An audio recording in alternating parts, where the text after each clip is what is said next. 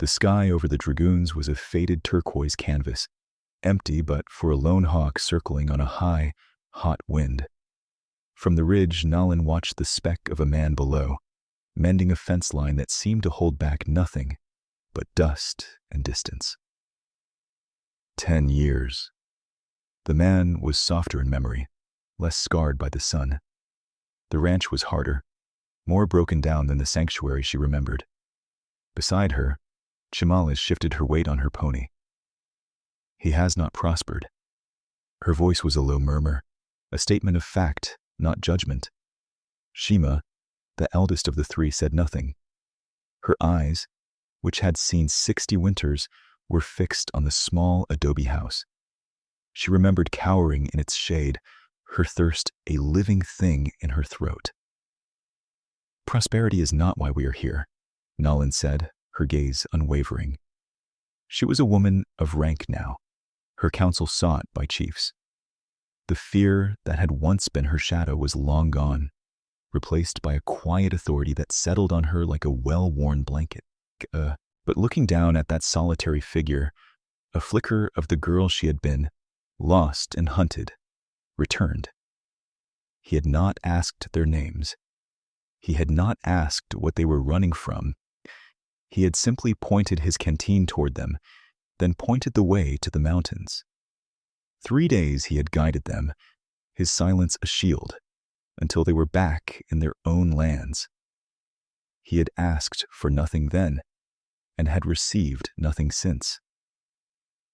The council agreed, Nalin stated, more to herself than to the others. The debt is old, but honor does not spoil with time.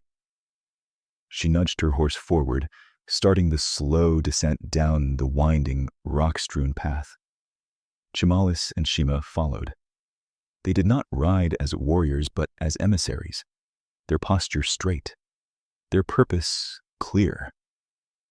They were a complication arriving in a cloud of dust, and Nalin knew the man below would not welcome it.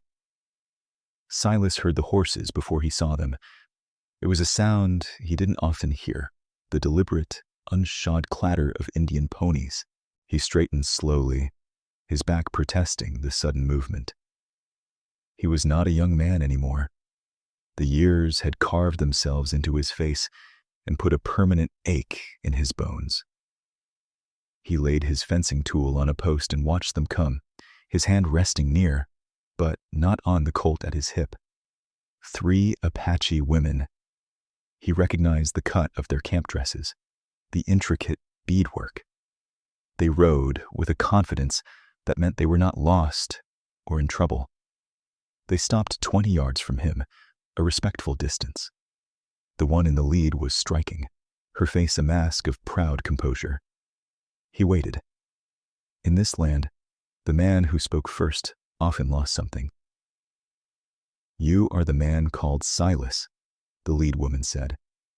It was not a question. He gave a slight, formal nod.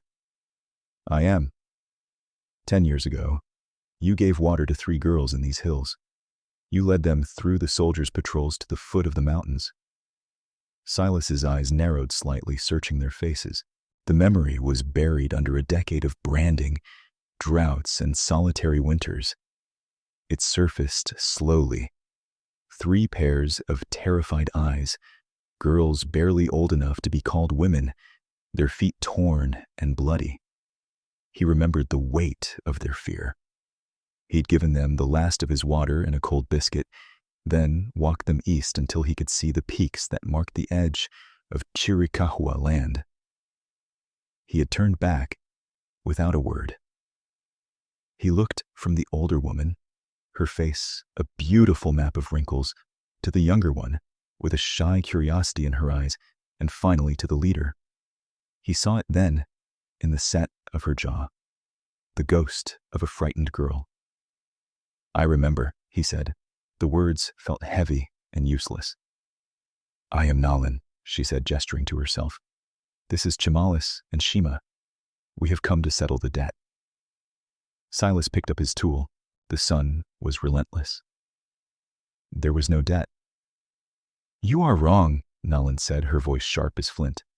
"You saved 3 lives. Our people do not forget such things. We have come to make you an offer. We will give you a place among us." The silence that followed was profound. The hawk overhead gave a lonely cry. Silas stared at her, the meaning of her words failing to find purchase in his mind. He had expected a thank you, perhaps the gift of a blanket or a horse. This was something else entirely, something he couldn't comprehend. A place among them. It was unthinkable. He looked at his half-mended fence, the sun-baked adobe of his small house, the vast, empty land that was his only companion. "Ma'am," he said, his voice raspy with disuse, "I think you'd best come in out of the sun.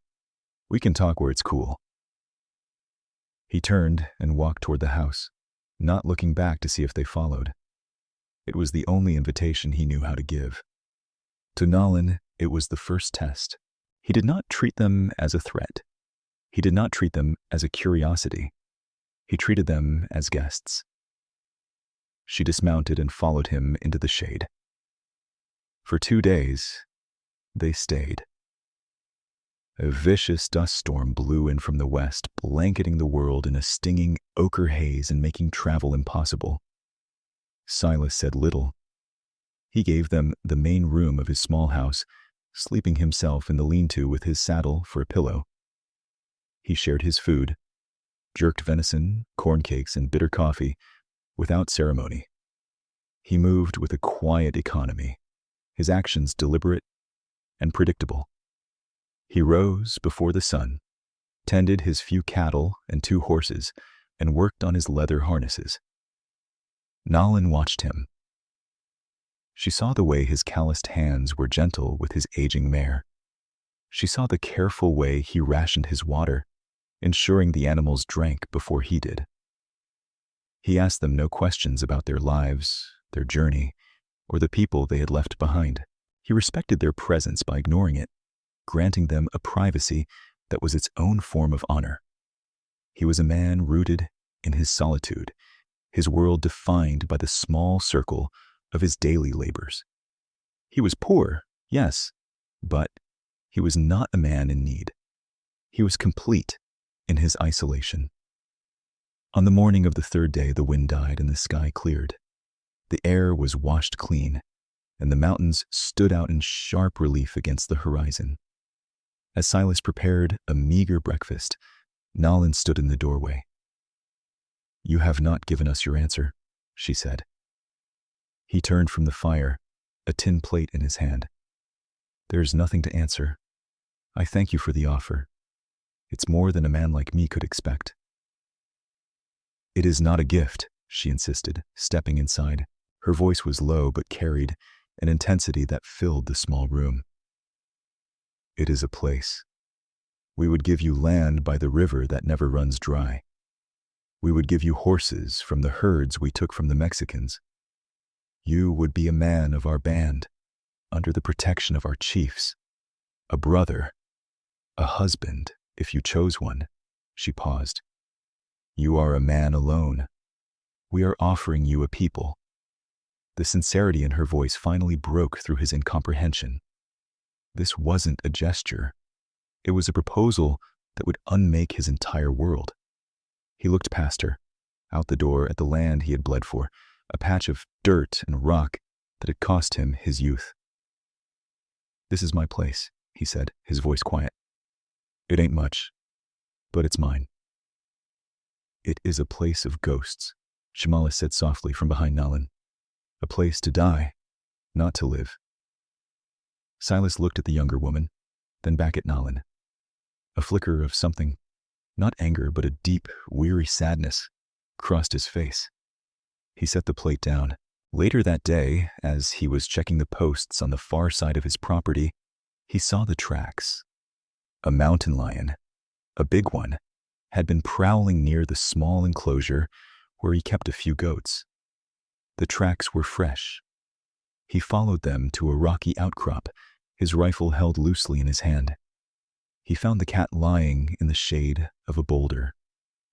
It was old, its coat scarred and ragged. One of its hind legs was swollen, an ugly, festering wound making it limp. It was starving. It posed a real danger to his livestock, his only livelihood. He raised the rifle, the worn stock familiar against his cheek. He sighted down the barrel at the cat's head. The animal watched him with weary, yellow eyes, too weak or proud to run. It was a mercy killing, a necessary one. From a rise 50 yards away, Nolan watched, flanked by the other 2 women. They had followed him, curious about his purpose. They saw him raise the rifle. They saw him hold the aim. They saw the cat, helpless and doomed. And then they saw him lower the gun. Silas stood there for a long moment, then slowly backed away, never taking his eyes off the cat. He returned to the goat pen, not to his house for his rifle, but to his lean-to. He came back with a heavy chunk of jerked venison.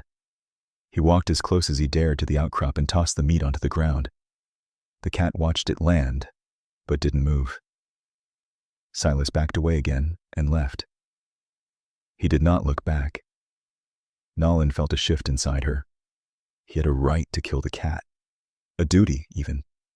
It was a threat. But he had seen not a pest, but a fellow creature at the end of its life, fighting a losing battle. He had chosen to give it one last meal instead of a bullet. An act of respect for a fellow survivor. It was a small thing, a foolish thing by the standards of this harsh land. And it was everything. That evening the air was cool and clear. The 3 women stood before him as the sun set, painting the clouds in hues of orange and purple. And "We leave at dawn," Nolan announced. "You must give your answer now, Silas." Silas looked at the 3 of them. They were strong, proud, a part of something he could never truly understand. He thought of their offer, a home, a family, a people, an end to the crushing loneliness he never admitted, even to himself. It was temptation greater than any he had ever known. "I cannot go with you," he said. A mask of disappointment fell over Nolan's face. Chimalis looked down at her feet. Shima's expression remained unchanged, but the light in her old eyes seemed to dim. It was a refusal, a rejection. "But I accept your offer," he continued, and they looked up, confused. He took a step forward, his eyes on Nolan. "I cannot leave this place. My bones are part of this soil, but your offer was for me to be one of your people. I will be that. Right here." He gestured to the land around them. "From this day forward, this ranch is not my own. It is a friend to the Chiricahua. Any of your people who are hungry will find food here. Any who are hunted will find sanctuary. Any who are weary will find rest. I will not join your tribe, but I will make my life an outpost of it. I will be your watchman on this side of the mountains." He was offering to make himself an enemy of his own kind.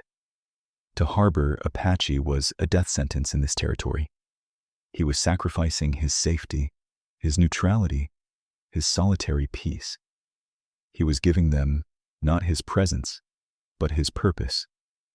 Nolan stared at him, the setting sun catching the moisture that had gathered in her eyes.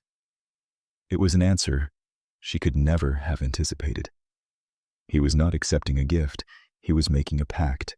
He was honoring their offer by making a greater one in return, one that bound him to their fate without erasing his own. A slow smile touched her lips, the first he had ever seen. It was a thing of rare and stunning beauty. "A man of our people does not need to live in our camp," she said, her voice thick with an emotion he could not name. "He only needs to have the heart of one. An ally on the border is worth more than another warrior in the camp. We accept your terms, Silas." She stepped forward and held out her hand, not in the way of a white man, but palm up, an offering. He looked at it, then met her gaze. In her eyes, he saw not a debt paid, but a bridge built. He placed his rough, scarred hand in hers. The contact was brief, but it sealed a bond stronger than any treaty. At dawn, as they mounted their ponies, Nalin paused and looked back at him one last time. He stood in the doorway of his humble home, a solitary figure against the vast landscape. He was no longer just a lonely rancher. He was a landmark, a promise. "The wind will carry news of this place, Silas," she called out. "Be ready." He simply nodded. As Nalin rode away, she did not feel the satisfaction of a debt settled. She felt the beginning of something new, a strange and unexpected hope, as vast and promising as the desert morning itself.